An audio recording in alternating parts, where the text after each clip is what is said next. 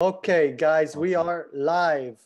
So good afternoon, Friday, end of the week. We're back with our strategic partners, Deep Work Studio. I'm joined here by Andre and Charlie. How are you guys? Good to see you again. And this is the first of 5 sessions that we're going to do with Deep Work. Oleg, representing Coinrule, will go through this to this session. And without further ado, I want to hand it over to the guys at Deep Work. Take it away. Tell us what we're going to do. What is Coinrule going to get out of this? Awesome. Yeah, thanks so much. So in the next hour, we will run like a very hands-on interactive workshop on defining what your challenges are that you're currently facing into as much detail as possible. So really dig deep into the painful points. We'll show you a couple of examples of the project and work that we've done before that is relevant to the challenges that you're facing right now. And then we'll basically wrap up with a little brainstorm on what you can really do as soon as possible in order to get started and make sure that you keep moving fast. And that's basically it. There's a lot of stuff that's very unpredictable because I don't know exactly what your challenges are in detail, but that's the point of this whole conversation. And I'll also show you a couple of ways how to, collaborate remotely or do these brainstorms remotely if that's something that you haven't had a lot of experience with. I mean, we are a completely remote team, so we are quite awesome. Yeah, perfect. Before we start though, there's a couple of things that I want to kind of prepare everybody with. I just posted a link in the Zoom with Miro board. So Oleg, yeah, you're already on there. Everybody else who's on there who would like to kind of take part and help out, it would be great if you could click on it. And there is a space with individual workspaces, and just pick one, put your cursor on there. And there's also on the right-hand side a collaborative space, but that's something that I'll mention later. So top left, yeah, is that okay? Yes, exactly. Yeah, perfect. Just pick anyone you like. And the structure for this kind of workshop is relatively simple. So for the next 10 minutes, let's just kind of talk through where you currently are, maybe what your product looks like, and you can obviously openly speak about everything that is currently, blocking you maybe, or you need some advice on. We might ask some more detailed questions to dig a little bit deeper. But I'm going to time box it to 10 minutes just so we make sure that we can get done with as much as possible today. For everybody who's not speaking, take the workspaces and try and, so if you're not familiar with Miro, see if you can create a post-it and then write something into the post-it. And, cool, yeah, great, thank you. And see if you can write something into the post-it. And if you're not speaking, not presenting, would be great if you could kind of pick up on everything that's being said and rephrase that in like a challenge. If you're familiar with the How Might We exercise from Procter & Gamble, it's basically use that. It's a very simple framework for if you hear that something sounds like a challenge, you write it down already as something that can be solved. So start off with HMW, which stands for How Might We, and then write the question. So if here's an example from a different workshop on each workspace that says, how might we make sure that remote workers are included in all activities? That was the question that's been said was it was a challenge was that in the particular company, the remote workers weren't really included in activities as they would be in a face-to-face meeting. And so the person who wrote that can rephrase that already. That's just kind of for context, just to explain how that works. So try to keep it to that format, but it's also fine if not. The most important thing is that if you are listening and not speaking, just keep writing things down and note them down, note as many down as possible. And that will help us a lot in defining everything and in a lot of detail. Cool. So sorry for talking so long. I just wanted to make sure that I've introduced everything. And if you have any questions, obviously feel free to ask. Mm-hmm. So Cool. That's good. yeah. Oleg, now it's your turn. Sure. Let me very quickly first show you the product so you know exactly what we are talking about. I mean, since you guys are familiar with crypto, you understand pretty quickly what we are talking about. Mm-hmm. Basically, Coinrule makes it easy for beginners to automate their trading. Mm-hmm. We work on top of cryptocurrency exchanges. So basically, you connect something like Kraken, Binance, Coinbase Pro, etc. It's a bit like the guys you worked with, just that obviously to use something like Hummingbot, you really need to know what you're doing, whereas we are really made for beginners. And then if you are setting up your own rules, you go into create rule, and then you build a strategy. You either select the ready-made template or you build your own. I'm not like, you know exactly what I mean, so I'm not gonna bother you with too many details. Now, we track, I'm obviously being aware that we are live. I'm not going to show you, so we track every step of our funnel. So user registers, user connects an exchange, user creates so you can either create demo rules or you can create live rules. User creates demo rule, user creates live rule, and then also user has a live trade, and then user subscribes to a paid plan. So our business model is a SaaS model, so users pay a monthly subscription. Now, on each step of that funnel, of course, we have drop-offs. In terms of, I'm actually tempted almost to show you the user journey from sign up, how it looks like, the onboarding, etc. But maybe we can do that later. But basically, really, the main questions we're looking to do is we're looking to get more users to connect an exchange. We're looking for more users to, once they connected an exchange, create a live rule.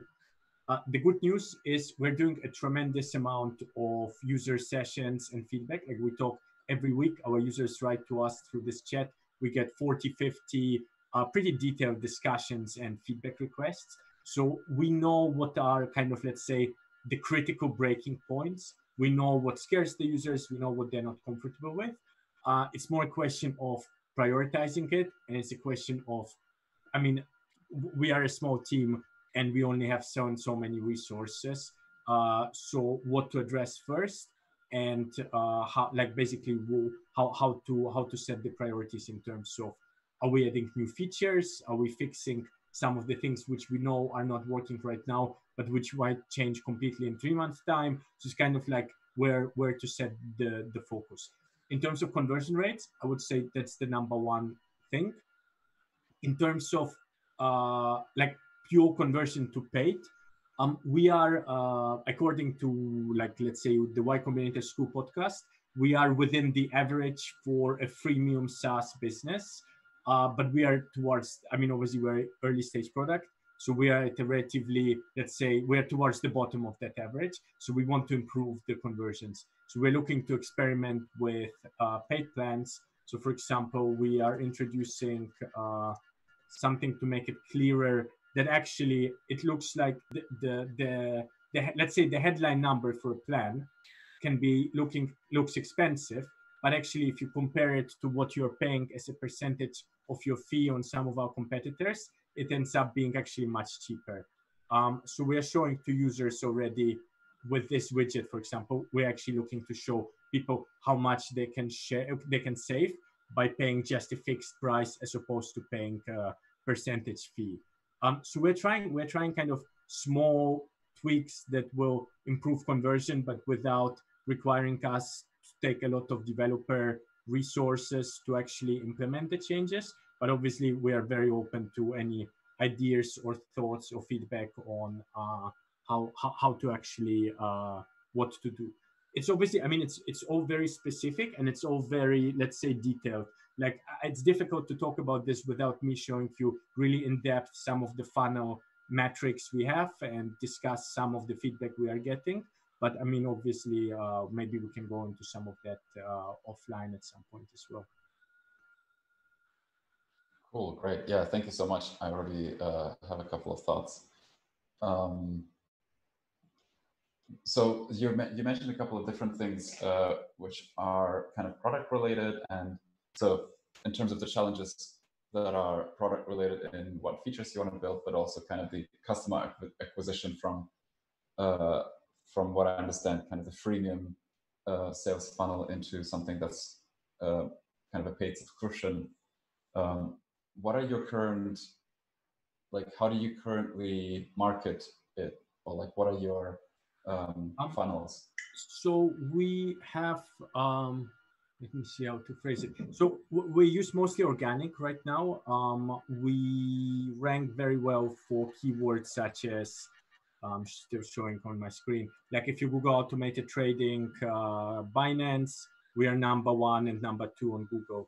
If you search for automated trading, oops, sorry, I clicked images.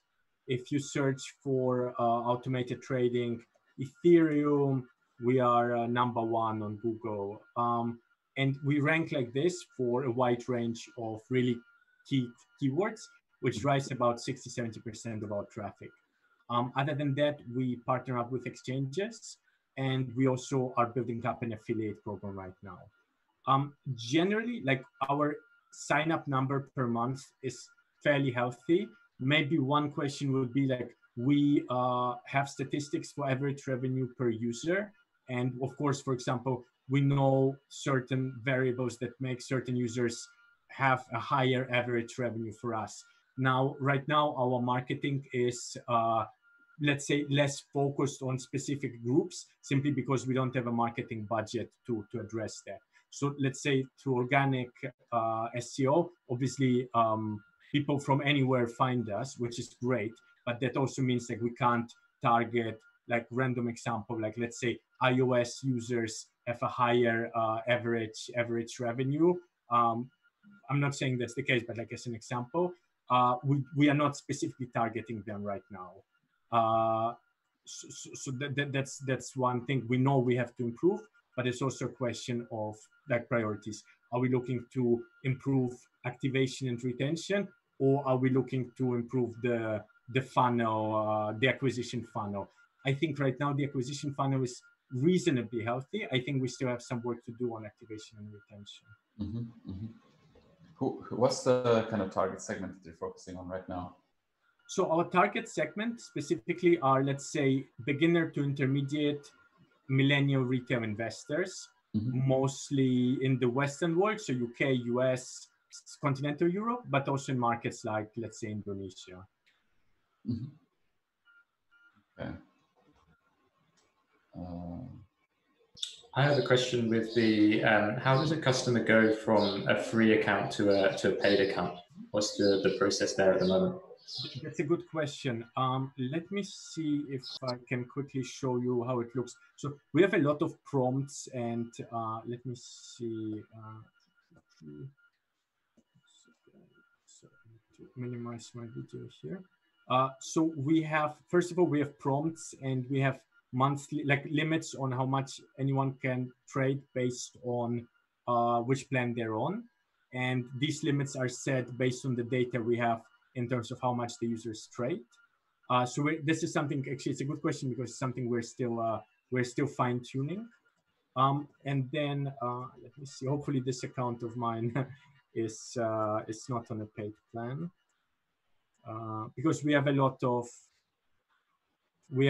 of prompts for our users. So for example, let's see. Yeah, so for example, if you want to use the templates, you get a prompt. If you are not on a paid plan and you log in the second time, you get a prompt. If you log in, like we have various, let's say, like WOS, where we suggest to the user to upgrade. And then also right now, I don't have any live proofs here, but if I had 2 live proofs, it would tell me this is the maximum you can have on a free plan. Get another get a paid plan to get more roofs. Have you identified any pain points from users or any sort of like key areas where there's been drop off, where they don't, the prompt comes up or and they don't go to a paid plan? Have you found any reasons why they don't convert? So we have drop-offs in terms of the actions funnel. So like user, like let's say let's call it activation funnel. We don't specifically track each individual paywall yet. That's a good idea. We can look to track. We can easily do. We use something called Mixpanel. I'm sure you guys are familiar with that, which is really useful because we can actually track what our users are doing, where they're converting, etc. And we can implement tracking for the paywalls and see if there's anyone where there's a particularly high drop-off. Cool. Just one last question, or yeah, maybe last before we move on. What are the methods for kind of user research that you currently do? The method, okay. So we do 3-4 different things. We have, first of all, we have like a big user needs dashboard where we write down both requests that come from, let's say, formal interview sessions we do. So we would usually do a half an hour to 45-minute recorded call or just call with a user, and we let the user go through the process of using Coinrule, and we watch them. So we use the methodology of, the book mom test. So it's kind of like, obviously we try not to lead the user to what we want to hear, but we just kind of let the user describe what they're doing, what they're seeing, what they're trying to achieve. And based on that, we are trying to understand how successful they are in actually achieving it. Now, we are doing less of these formal interviews right now, partially because we have so much feedback that it's almost like we're actually drowning a bit in that feedback because we don't really have the time. It's more a question of prioritizing it than getting more of it. But the other thing is our users, so the good thing, what we know about our product, our users deeply care about it, because if something is not working, instead of just leaving, they go into this chat and they insult us.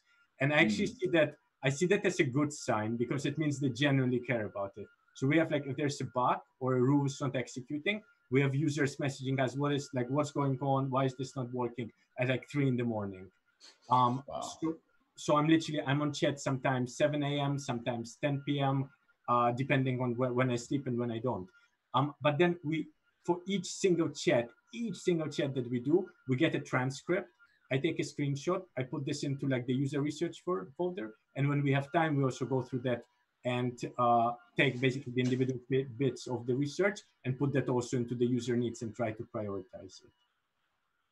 Like in terms of like our product process, we use like an agile process. We use sprints. So we have basically current sprint. Our sprints are currently 1 week, but we try to structure user needs that come out of the feedback. We try to structure them as like, an actual user need, and then solutionize based on that, put that in the backlog. Our CEO comes from a product background. So he does like some of the backlog refinements, then we prioritize it together, and then try basically to prioritize it based on sprints. Cool, okay.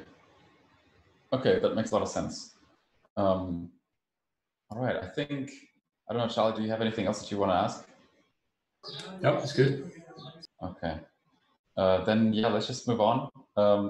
This is probably going to be relatively quick, but we kept writing things down, and in the Miro board, there are, you have these post-its. There's obviously the individual workspaces, and let's just move whoever kind of wrote down what they have, move it over to the collaboration section. There's this little rectangle that says expert interview, or you can also click on my name on the top right in the interface, and you'll see you'll see our cursors basically. Cool, awesome, thank you. So I'd like to just quickly spend, I guess, about 3 minutes, and let's just vote on those that seem to make most sense. So on the top right, you have these like little red circles. You might be familiar with that system of, like writing down and then voting, so you prioritize everything. And all of those are pretty good. But if we have a little bit of a prioritization across all of them, then we might be able to have a better idea of where the biggest pain points are. And maybe for you, Oleg, just take 4 of those little red circles, and everybody else just take 2, whoever is on the Miro board, so that we have like a good distribution of what's actually important. Are you looking at what I'm showing right now on my screen, or is it somewhere else? Yes, no, that's exactly it. Yeah, okay. On the top right of this rectangle, there are these little red circles. Yes. Just copy one, put it in your clipboard, and then wherever you paste it, it will be pasted exactly where your cursor is. So just paste it wherever you like. I'm going to set a timer on 3 minutes, just so we kind of stick with the time, and then let's see what happens. All right, 3 minutes start from now. Oh, actually, I could. Okay. Let's just carry on like this. I normally stream some music, but I have to share. Oh, maybe that actually works. Charlie, can you make the multiple people share at the same time? Just in Zoom. That should work now. Ah, awesome. Thank you.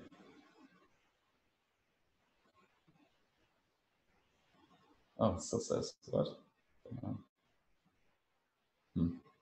Doesn't work. Okay, whatever. Then just imagine some nice calming music right now.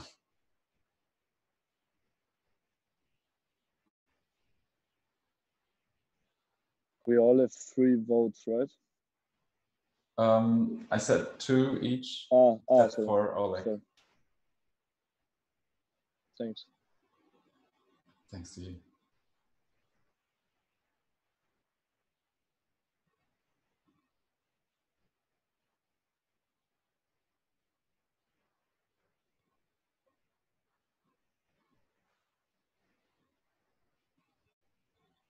It's really weird without the music. I think I've never done the voting without having background music.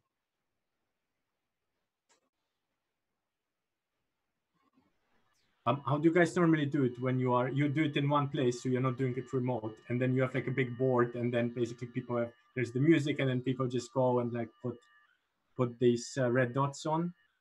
Yeah, exactly. Actually, if you stop sharing, can you stop sharing the screen? Then I can show you. Yes. Just to answer that, we actually only do it remotely. We actually found it's much more efficient than actually being in a room with people. You save a lot of time with the travel, and more actually so, like getting people concentrated on a screen rather than being in a room. They're actually much more engaged. That's the difference. That's interesting. How would you evaluate? Like we usually, like in non-corona times, we do like every 2 months. So the team is based in London and in Czech Republic. So usually every 2 months we bring the team together in Pilsen. So basically like my co-founder and me just go there, and then we spend a lot of time with these type of exercises. And usually it's pretty good because we don't see each other for like 2 months, basically. Yeah, for me personally, there's a good reason for seeing each other from a social aspect. But we've found with us, I live in Spain and Andre lives in Berlin, and we found ways of socializing and connecting whilst working, and it works really, really well. We also have a third co-founder now, which I've never met, but we found ways of connecting in different ways. It's really cool. Cool. Okay. Cool. Now we have 4 with. Oh no, actually, yeah, cool. One has 3 dots, and then 3 have 2 dots. Just gonna move them over into the next section, just so it's like visually looks more clear.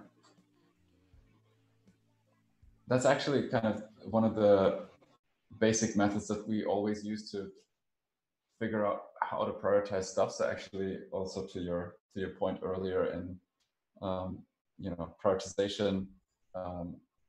So the way we run these workshops, or whatever we kind of work on, we try to work with these structures. So writing things down, trying to get into as much detail as possible, and then doing a voting session that's put into a specific context. In this case, the context was basically how to, what seems to be the most important thing for you to move on with, or like what seems to be the biggest pain point. With user feedback, you can actually do something very similar when you write it out for a specific feature, and then kind of have individual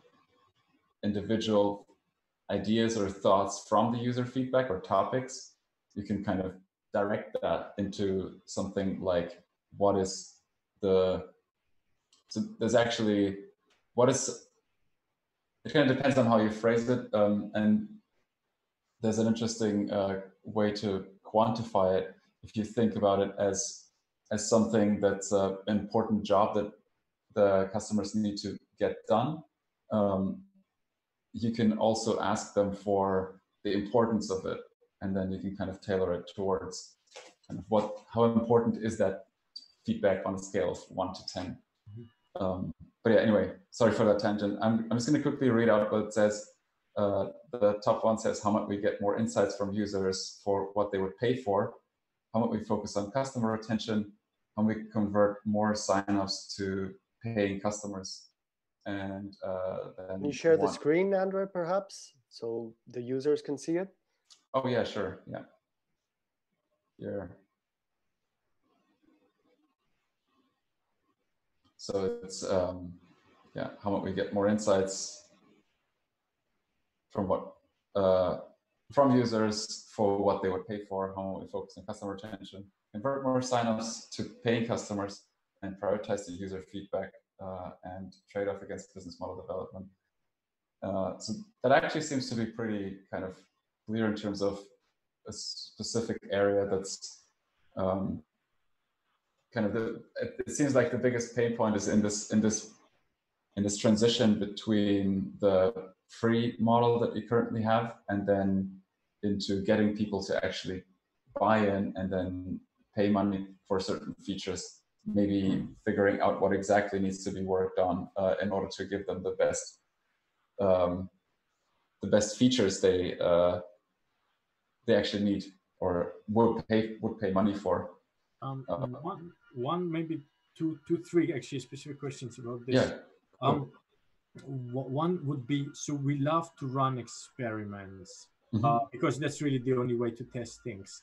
But like a lot of the experiments, like if we need to do A/B testing within the web app, it's complex because obviously the web app, it's a lot of code. It's easy to break things.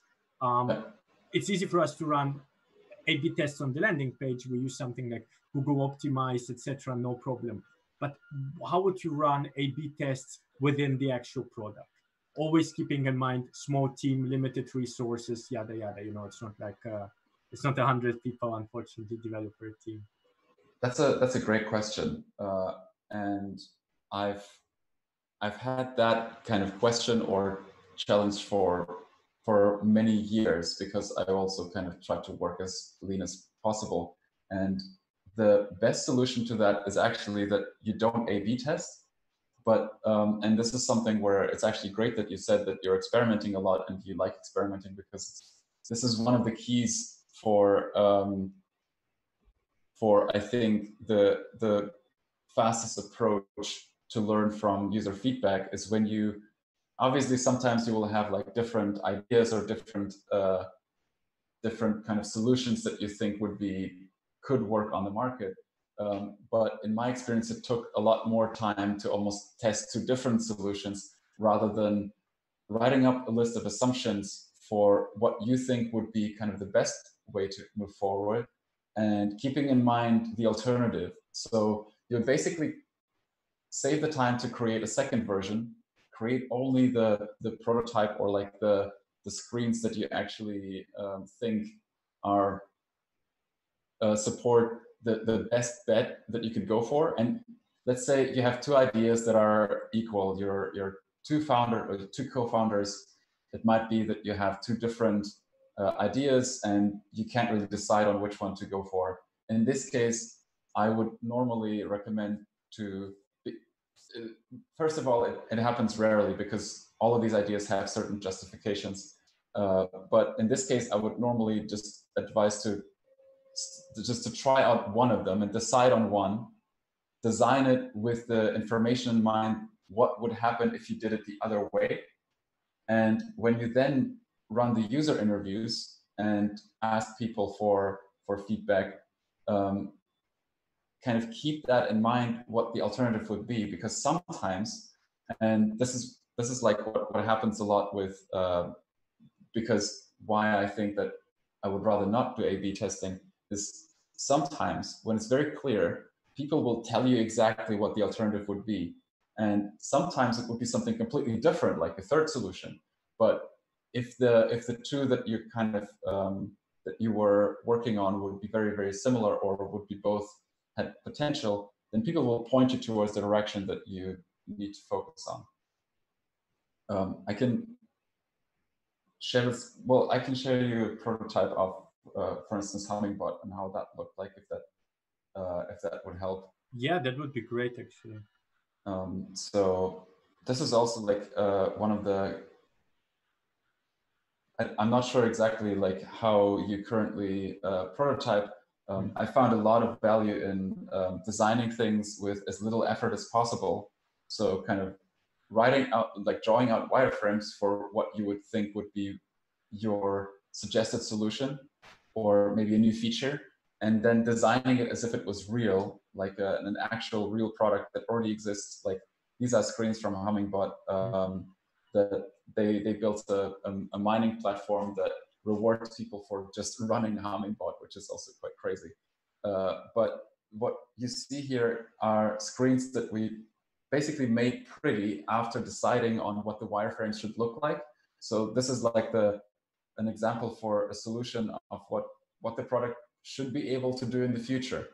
And we designed it into a user journey and guided people through just kind of, well, we didn't even really guide them through it. So because everything is connected in Figma, and with these like buttons, you can technically click them. It's not too overwhelming.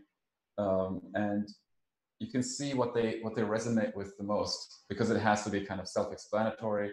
Mm-hmm. It is a process that goes into really like a lot of detail. And people told us like what they were really interested in and what didn't make sense at all. Like there were, I think, a couple of features that they didn't really understand. And so we knew that it's definitely not part of what we should build. Or there were things that they found super exciting. Like in the beginning, I think the premise of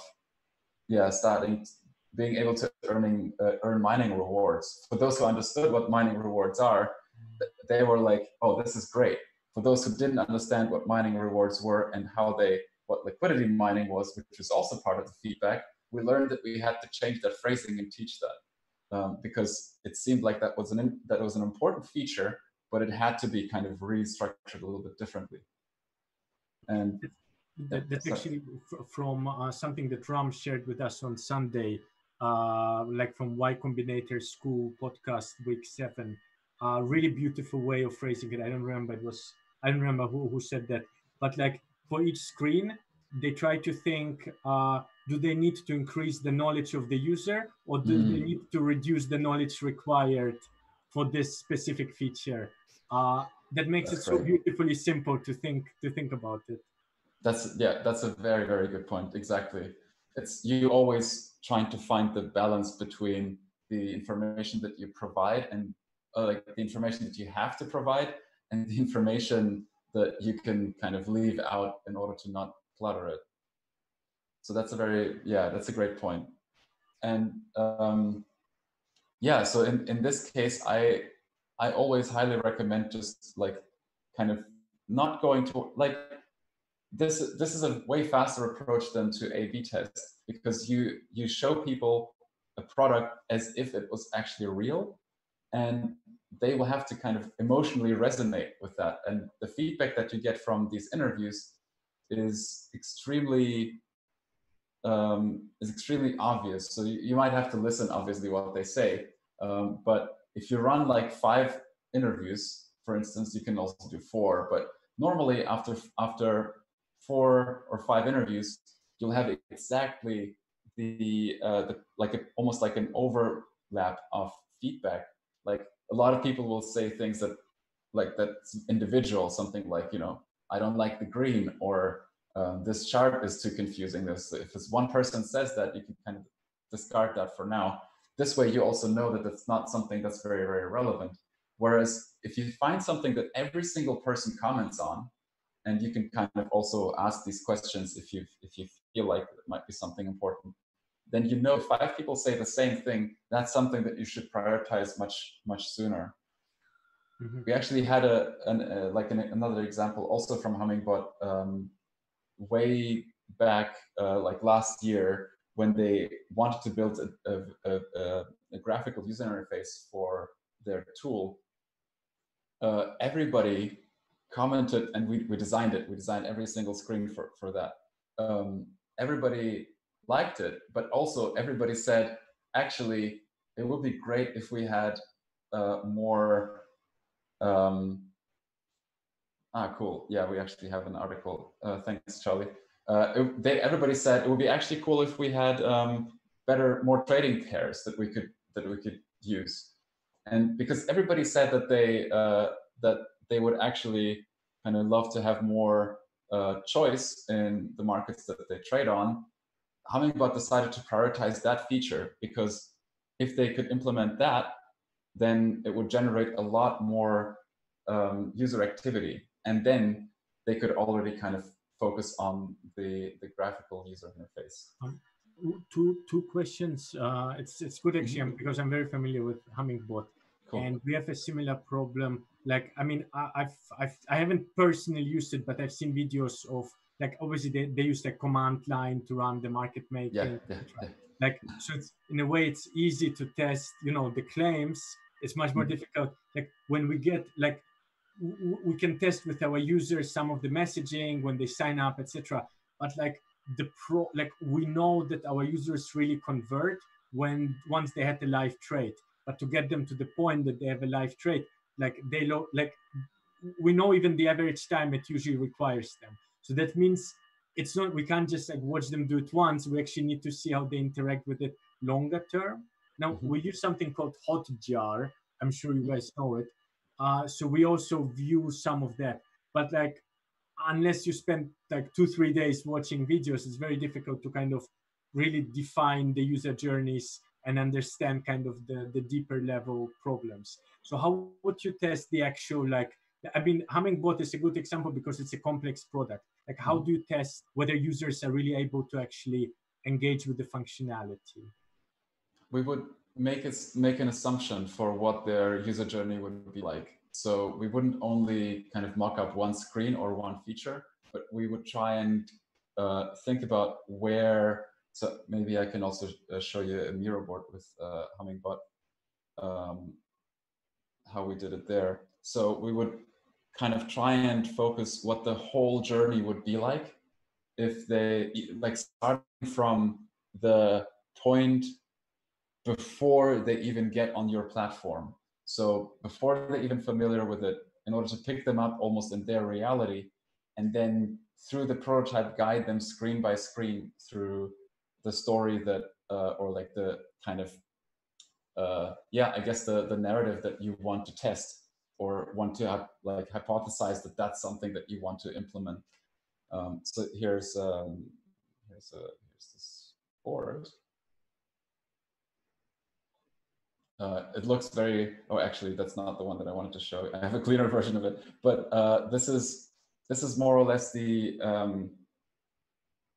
kind of that part of this task. So this was actually kind of the work that we did for the prototype that you just seen.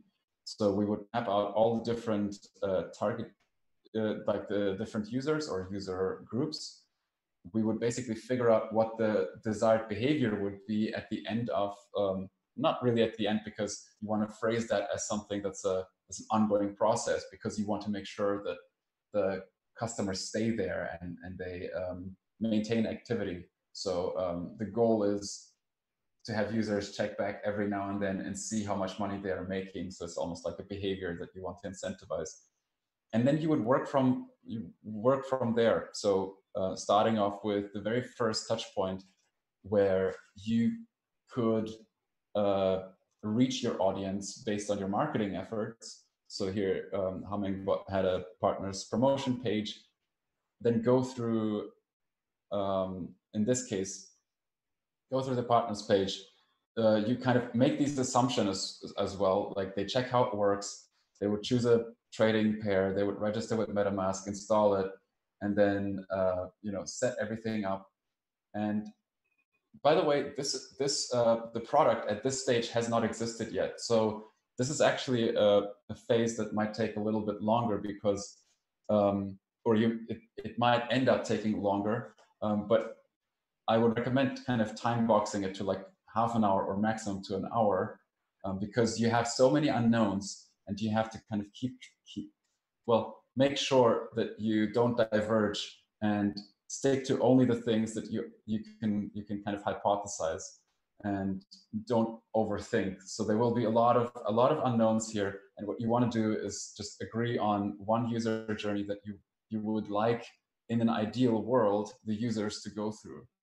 And that can help you a lot in then kind of designing the screens. Maybe you already have something, maybe you don't.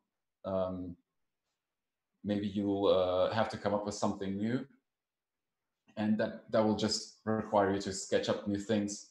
In the process that we used here, because we didn't have anything at all, we mapped out the story, and then created individual concepts on paper, almost like wireframes that we sketched out, that would go into these focus areas of this user journey.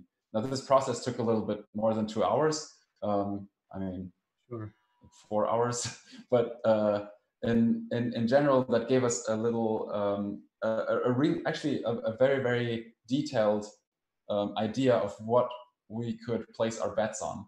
And so you can see these concepts are actually already very, very detailed. So there's a lot of stuff that you can see that's replicated in the final result. And that's kind of the fidelity that you're going to go for. Just try and make sure that it's like as precise as possible, that it looks like the real thing. And based on this, you can, I mean, because these concepts are many, and it was like, I think we were 4 or 5 people who worked together. If you're only you and your partner, then it might be enough to just, map out a journey together, create some wireframes on paper, sketch them out. Then here's, by the way, like a combination of all the sketches. So this is kind of how we work. We just put them all together and try to make them cohesive based on what people think makes most sense. And then just design a prototype to make it look real, make it look like the real product with your visual assets that you have. And did you show these individual screens to users? Oh yeah, exactly. So this prototype is, if you play it, I hope it starts from the beginning. It should be.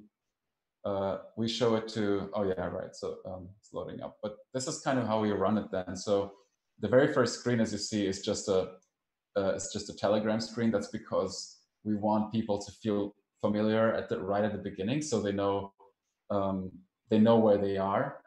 But we add on a message that's kind of getting them from where they know where they are, from a familiar place, into what they think is going to be new. So in this case, that was this the Harmony community, I think.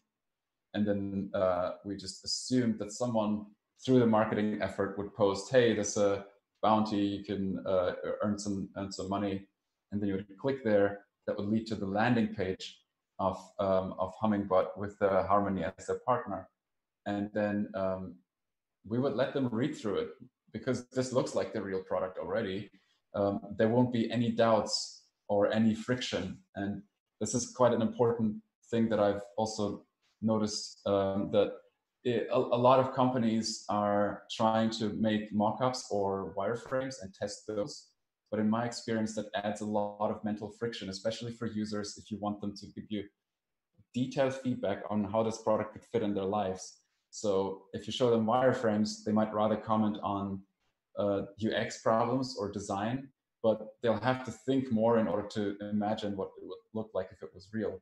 But if you show them something that looks actually real, they will be able to focus much, much more on how that emotionally resonates with them and what jobs it helps them to get done, basically. And we show them everything. They kind of understand where they can click next in order to explore the journey and explore what they need to do. And they click through it as if it was a real thing. And obviously they talk through it. So I normally ask them to explain their thoughts and what they like about things, especially tell things that they don't like. Because you also have to kind of keep them writing down, but the things that they say that they don't really like, and they'll be like very honest. And this is one of the kind of difficult parts about if you're owning a product and you're running these interviews, because it just hurts to hear the truth. But it's normal, and people will help you people will point out the truth, and sometimes you need to kind of force them to not be nice and kind of learn to enjoy this process of getting negative feedback, because in the previous step where you sketch these things out, it would be super exciting because you think you have the best thing, or you designed the best thing, but yeah, a lot of it won't work, but it's part of it, and if it doesn't work, you'll know what to fix. Sorry for talking that long, but I think so. This is kind of what it basically kind of looks like as a clickable thing, and I can also share the link with you so you can kind of look through that in more detail if you like. Yeah, that would be great. Actually, we also use Figma, so I'm very familiar. Ah, cool. Okay, perfect, awesome. Cool. I think so. We have 10 minutes left. Let me just see if there's anything else from these things here. Normally, focus on customer retention, more silent. Yeah, I think that's like most of that could be solved relatively easily if you kind of do some research on how other platforms maintain customers, or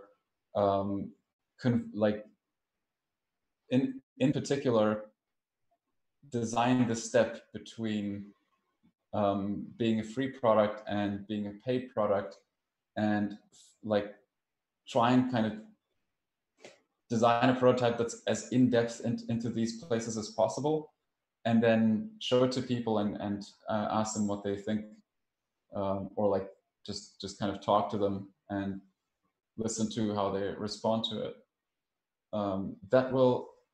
That will very, very, very likely give you a right idea of what to prioritize in these things. So you can, I mean, as an example in your case, I think something like you've already put these like notifications when you have a kind of a paywall, or like you're trying to use a feature that's not unlocked.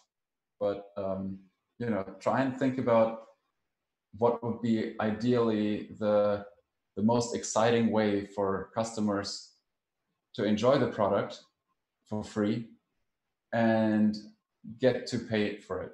So if you were the user, like what would be the most exciting way and the most frictionless way to pay for it? And then where would be the points where you would agree on it? And then, and yeah, if you like it, then it's very likely that other people will like it, or if not, they will steer you and help you there. Do you have any views on pricing? What I found is it's actually quite interesting. I used to think that we are more on like the upper end in terms of pricing. Mm-hmm. Then I realized that a lot of our competitors, they just hide their pricing better. So like they might charge a lower base fee, but then they'll charge you much higher transaction fees at some point, or they'll upsell you, etc. Now, there are obviously advantages and disadvantages here, but like just if you have any thoughts on that. It's pricing is all, yeah, it's an interesting topic, and it always has a psychological impact on your users, because the high prices go along with a certain value that you think the product represents, and where these prices come from also kind of depends on where you see value. I think Charlie actually has a little bit more experience on different pricing. He's also like the mastermind behind our pricing structures.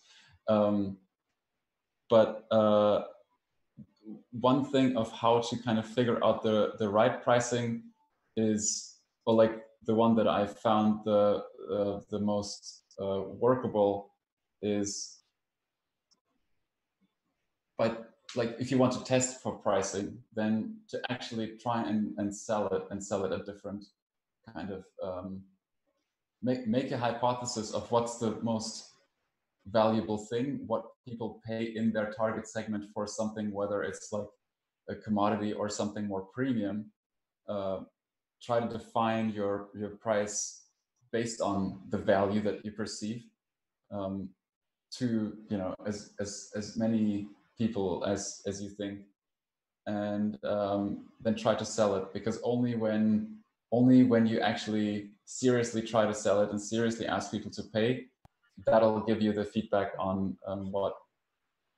Yes, we have paying users. We have like reasonable number of paying users. But the question is, obviously, we want like and it's growing, which is good. But is it growing fast enough? How to think about that?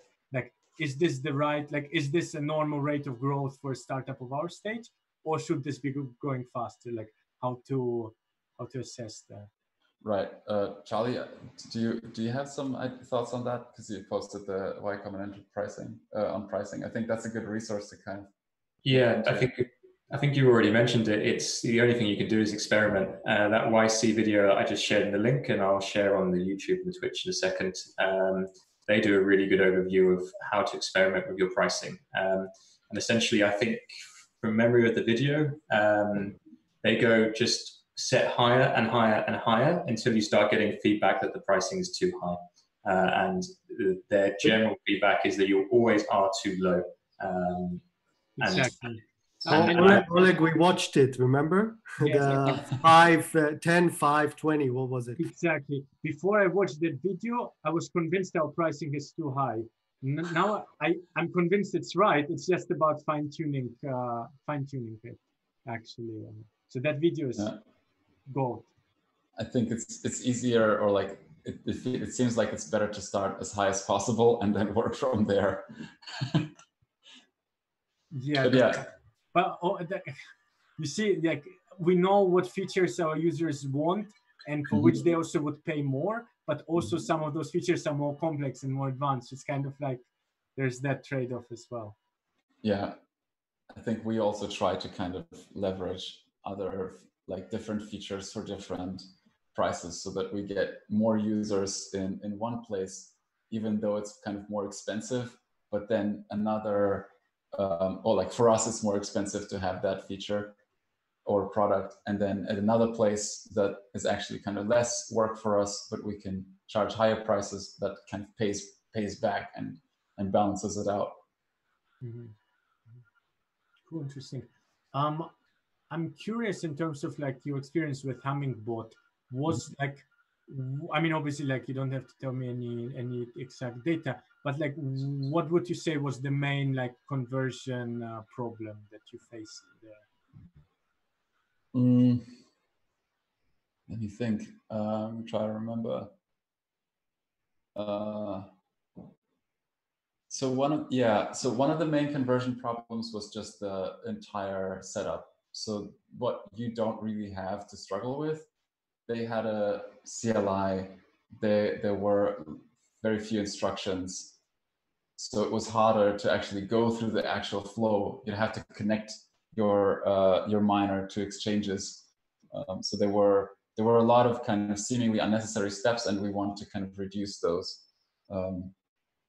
Oh yeah, we have to finish off in a second. I'll add to that as well, is actually what the team found out from their user testing, was that there was always going to be a high level of complexity to the onboarding, but actually their core users, which made the most trades and made them the most money and the ones they wanted to focus on, were happy to go through a complex process. So they deprioritized actually focusing on improving their onboarding.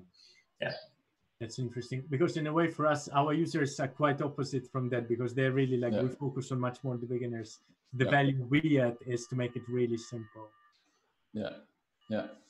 And that's, it's a different, but that's also just a generally good value if you want to go for like the broader market, because you get people very interested in the technology and the possibilities. Yeah, for sure. That's definitely what we are finding as well. Like we have a lot of people who come to us. I mean, our typical user has some trading experience, but has never used automated trading. So we are the first stop in the road into automated trading. Right. Yeah, that's great. You should definitely focus on that as a very high value add. I think there's a lot of, like, so many people don't know that that's possible. So many people kind of, and so many people don't know how easy that is. And I think there's a lot of kind of easy value that you can provide to people in order to get them onboarded. And if you're going for quantity, then you will obviously have like a larger amount of people who would then pay for the premium services. I think we're running out of time, and I think we'd also love to continue this conversation, and we can happily like do another time slot with you, and we can also try and live stream it for our own channels or record it and put it on YouTube after as well. Sure. Even or if we don't live stream it, I can actually show you some of the real numbers, and we can really go deeper.